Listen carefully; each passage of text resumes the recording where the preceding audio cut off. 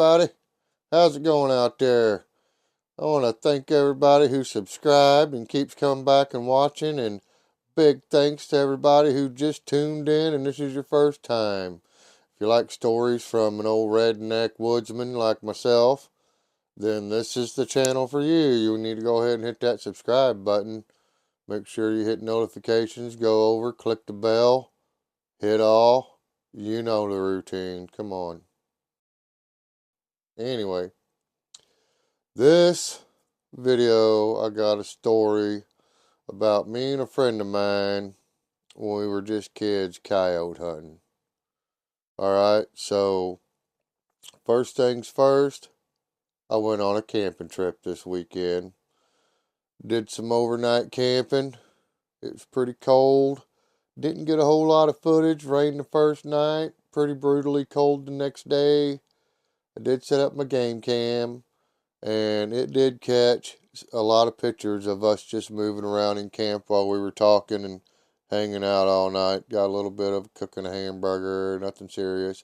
But the thing is, I'm going to tell that story after this long intro of my camping trip. So do me a favor. Go get your soft drinks, go get your snacks, go use the bathroom, go have a smoke, go do whatever it is you got to do to get ready. Because we're fixing to get this party started. Let's go.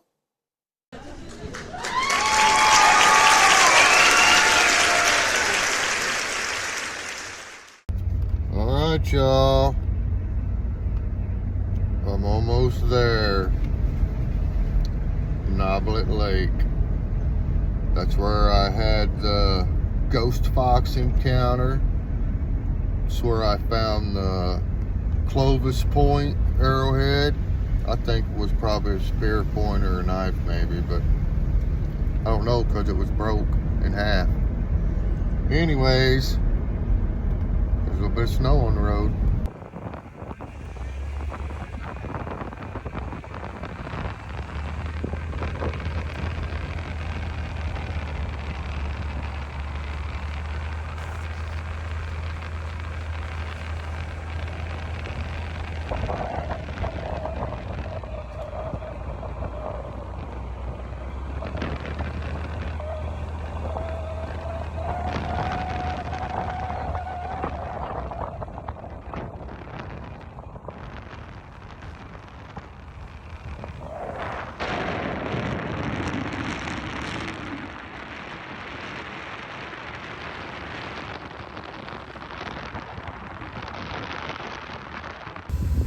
Well, I'm here, y'all.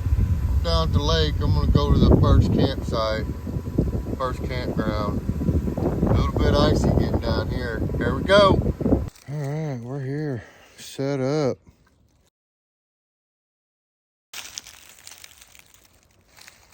We got all kinds of wood we can cut up right here at camp. No problemo.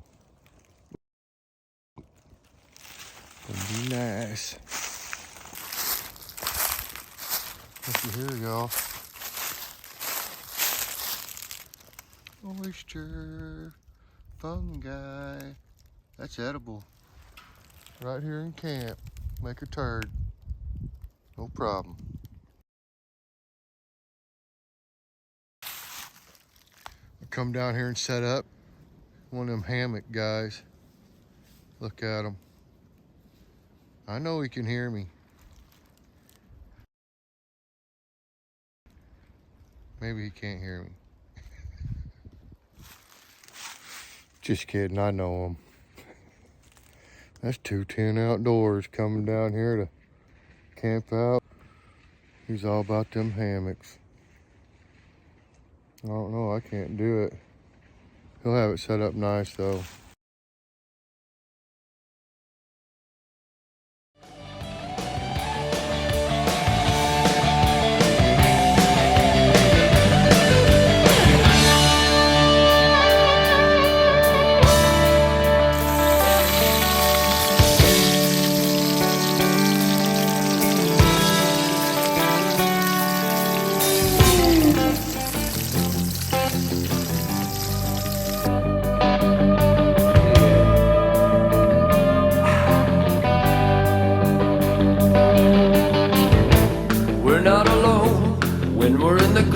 outdoors.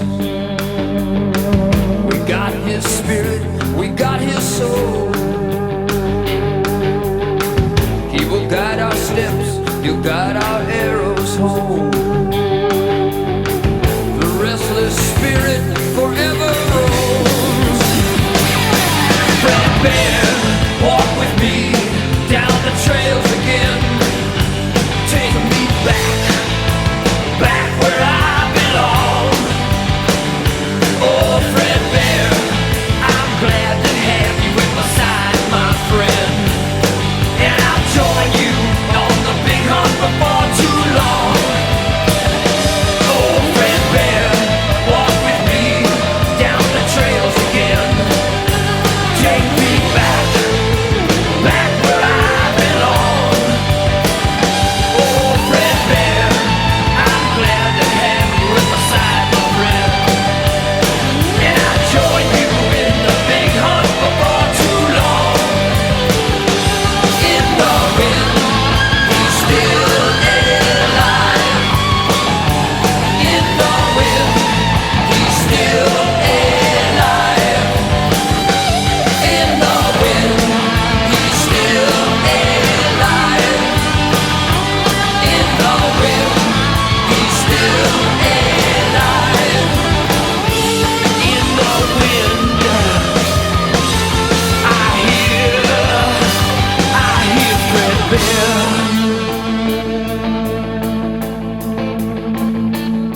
I hear you, Fred. Talk to me. Yeah.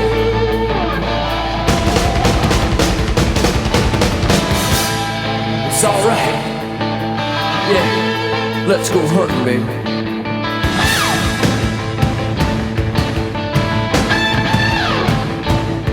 Say, Fred, you go up that ridge, and I'll go down in the swamp. We'll get that buck. If some of our teenage thrill seekers really want to go out and get a thrill, let them go up into the northwest and tangle with a grizzly bear, a polar bear, and a brown bear.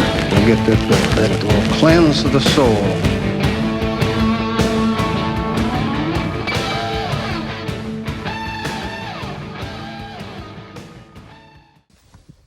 What's going on, David? Not much. What are you doing? Packing up, fixing to head out. Awesome. There's David's camp, 210. There's 210's camp. I sat out right here. He sat over there. We bored each other all night. That's where I was set up. I'm heading home. Got everything loaded. Yep. Been a good time. It was a great time. Yep. When I get home, I'm going to throw a story behind this camping trip. That sounds good. Right on. Right on, dude. All right, y'all. It's too cold to be cool out here. So I'm headed back to the hacienda. I'm going to make me some coffee, tell a story, hang out with the family. Hey, how's it going? I hope you liked that intro. I know it was pretty long, and I apologize for that, but I'm going to try to cram that little short camping trip into a story too. Because I intended on telling this story at the camping trip, but we got caught up in talking about so many other good things that I did not take the time to tell the story that I wanted to tell. So I'm going to tell it here after I got home. Now this story is about me and my very best friend, growing up and still today, Casey. Me and him done everything together growing up, from the time we met all the way up till now. I mean, we live in different towns, of course, now, but we still get along and talk, and we lived together for quite a few years growing up as young adult men. So we actually did a lot of things together. But this happened when we were teenagers. Now, his dad had some coyote dogs, and these dogs were good coyote dogs. And his dad was very proud of them every day after school. Casey would have to take care of these dogs, and I mean, he had to do it exactly like his dad said. And, which is normal, right? Like, I guess you're supposed to do it. But you guys know what I mean. His dad was pretty strict about these dogs. Well, he very seldom ever let Casey go with him when he would go coyote hunting. I had never been coyote hunting with him. And he went with this local guy named Farrell. Now, Farrell, he owned a liquor store and two big old pay ponds. And he would let me and Casey fish in them pay ponds all the time, man, for free, right? We just got to go out there and go fishing. But we'd do stuff for Farrell after school, like go to the liquor store and carry firewood in for him and restock his shelves, because he had a little bit of a grocery store in there too, so we'd put stuff on the shelves for him, and he'd let us fish that pond, give us a free soda, and send us on our way. Pretty good guy. Anyways, him and his dad, Casey's dad and Farrell, they were pretty good buddies too. So they coyote hunted a lot, and they asked us if we wanted to go. So we were like, heck yeah. I think we was probably around 14 when this happened, 13 and 14. Casey's a year younger than me, I believe. And so we're all jacked up, stoked up. Now, I don't know about y'all, but when I was growing up, there's this orange powder you could put in your water, and they called it Tang. It was like an instant orange juice, or I guess an instant orange drink. Tang. Anyways, Casey's dad would make hot Tang. And when it was cold outside, that hot Tang was good. Now, Casey's dad was full-blown Army. He retired from the Army. And I think this is something he learned in the Army. This hot Tang trick, I think, was an Army trick back in the day. But anyways, that's what we would do in the wintertime, is we'd always make a thermos of hot Tang, like during deer season and stuff, instead of drinking coffee. We got a thermos of hot Tang. So we made us a thermos of hot Tang for this coyote hunt, because this coyote hunt was during the evening. Okay, it was an afternoon kind of deal. Why, I don't know, but that's how it turned out. So we get the hot Tang. We go down this dirt road, the same dirt road that I trucked over the fence on. It was that same road.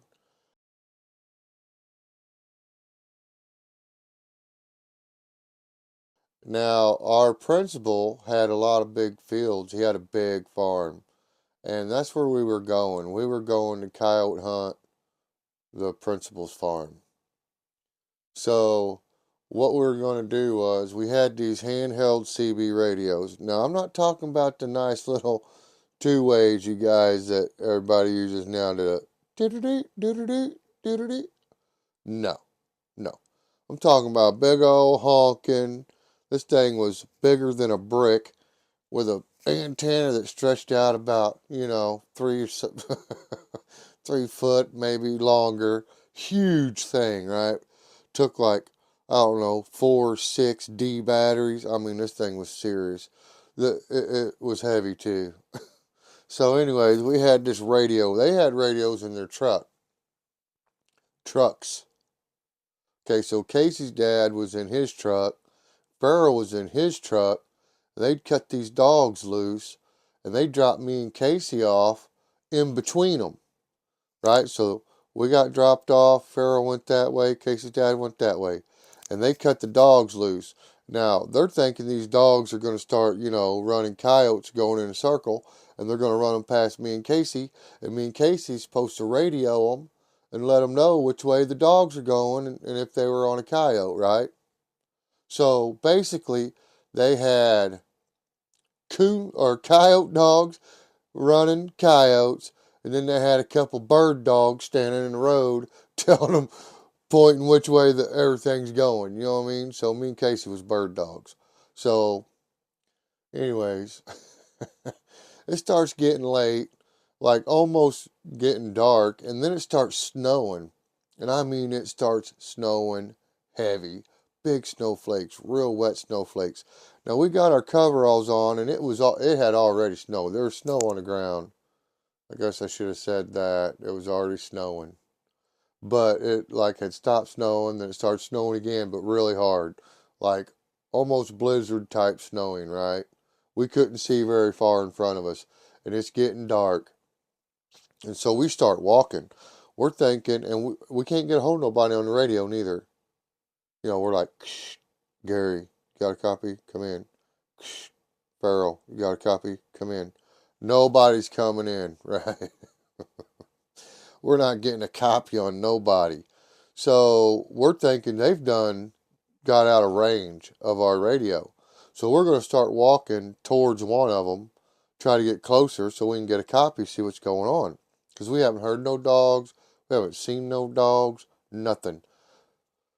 Okay, so while we're walking, eventually this snow landing on our coveralls starts melting through. So about So about 30, 45 minutes in, we're starting to get wet through our coveralls, which makes us cold, and we're walking and walking. Well, while we're walking, we had walked past these round bales. There's about, I don't know, 6 or 8 of them lined up along this fence, but I didn't think nothing about it at the time. We just walked on past them, and we knew where we was at as far as our principal's house was somewhere on this road, and the odds are if we kept walking and didn't find nobody, we'd probably find his house at least, you know what I mean? So we walked and walked, and we didn't have like a flashlight. We didn't have any kind of light. We had the moonlight. And so, I don't know, we walked probably another, maybe a mile past the hay bales. And by now, we're really cold and we're pretty seriously wet. And I'm thinking, we need to find shelter and we need to just stay in one spot. We need to quit moving. We need to find somewhere where we can stay warm and just stay there and wait. And I thought about them hay bales because when they put hay bales together, there's usually a little bit of a gap down below and up above between the two hay bales because they're round, right? So I thought we could probably just dig some hay out down at the bottom. We can just crawl up in there, and hide out until somebody comes down dirt road and get out and, hey. Okay, so we get back to the hay bales. We turn around. I talk Casey into going back. We go back to the hay bales. When we get to the hay bales, there's quite a bit of snow stacked up on them by now. And there's quite a bit of snow on the ground, too. You can't even see where the hay bales touch at the bottom, right? You can't see it. So I'm like, man, what are we going to do? And, we're kind of messing around, digging around in the hay bale a little bit. And one of them round hay bales was pretty loose right in the middle. So that's when I got the idea. We'll just pull that center out of that hay bale, dig it out of there, and kind of make a nest inside that hay bale. We'll just crawl up in there and wait. Now we left it open, you know what I mean, where we crawled in. But once we got inside that hay bale, we dug it all out and pushed it back to where both of us could lay in there like in a fetal position. But we were both in there, sitting up in a fetal position. So that's what we did. We cleaned it out and we crawled up in that hay bale. Now remember, we got this hot tang, and we've been sipping on this tang the whole time trying to stay warm. By the time we get in this hay bale, we don't have very much hot tang left. I mean, we're talking like maybe 1.5 of your thermos cups left. You know what I mean? Maybe closer to just one. So we're just taking sips of this stuff while we're inside that hay bale. We start getting pretty warm in there. Both of us in there all cuddled up next to each other in that hay, inside that hay, and we start warming up. And it starts getting warm enough, like, you can tell you're drying out. You know what I mean? We're drying out. And we had lighters too, because even back then I was smoking cigarettes. So, I mean, we still had a lighter. Now, you don't want to light the lighter in the hay bale, right? But, anyways, we did have a lighter where we could have built the fire, is what I'm getting at. But there wasn't really nowhere to build a fire. There wasn't no big cedar tree groves or anything that we could get up under and, get us a fire going and still be protected from the snow. We just had to deal with, what we had, which was the hay bales. So we get in there and basically our clothes get dried out and we get so warm, we doze off, we fall asleep. So me and Casey, we fell asleep in the hay and we still got about a cup of Tang left. And after we fall asleep, his dad goes by. Okay, so you're probably thinking, well, didn't his dad see your footprints? Now, I said it was snowing pretty hard. So our footprints had been mostly filled in by the time his dad went by. And I don't know how far his dad went down that road before he turned around and come back, but by then they were probably all the way full. Okay? So we fall asleep, they can't find us, so they're up all night into the morning searching for me and Casey, thinking that, something bad had happened to us. We crawled off and froze to death. So, anyways, by the time me and Casey wake up, it's morning. And we're like, oh man, we're going to be in so much trouble, right? So we get out of the hay bale, we crawl out, and you can't see no more tracks, but we did see tire tracks, so we knew somebody had come up and down that road while we were sleeping. And we get on the radio. Susie turns it on. We can hear all kinds of people on their CBs hollering for us, trying to, get us to respond. And so in between the keys, Casey responds to somebody, I don't know who it was, and we were told, stay right there. What Casey explained we were at, the round bells by the fence, and anyways, people started showing up. His dad shows up. And we thought for sure we was going to be in big trouble, you know what I mean? Like, we thought we was going to be in big trouble.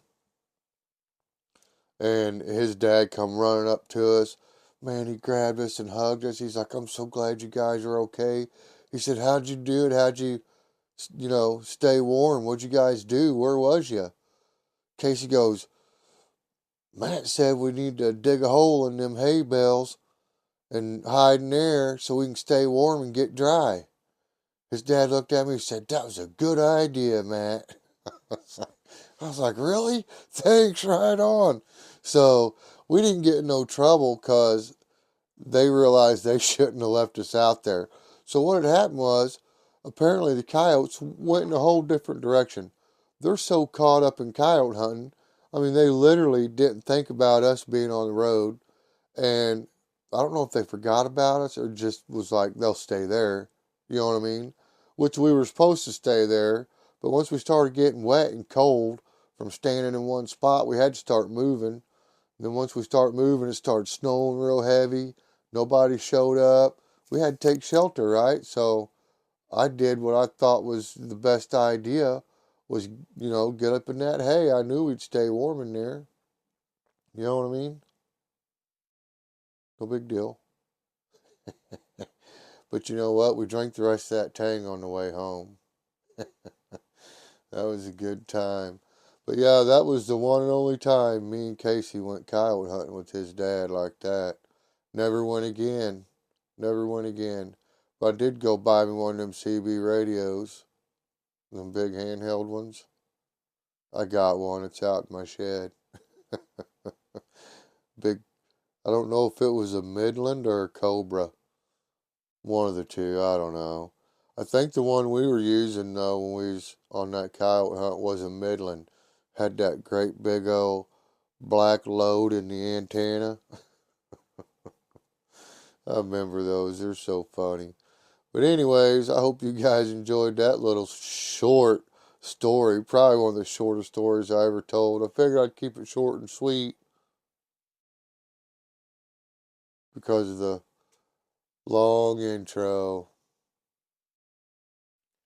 But anyways, I hope everybody has a good night. God bless everyone. Don't never give up. Don't sweat the little stuff. When something comes in there to bug you, try to get under your skin. You know, like the glue gun falling over for no reason. No matter what's going on, it's always going to get better. You just got to squatch it. Keep on keeping on. God bless everyone. See you next time. Peace.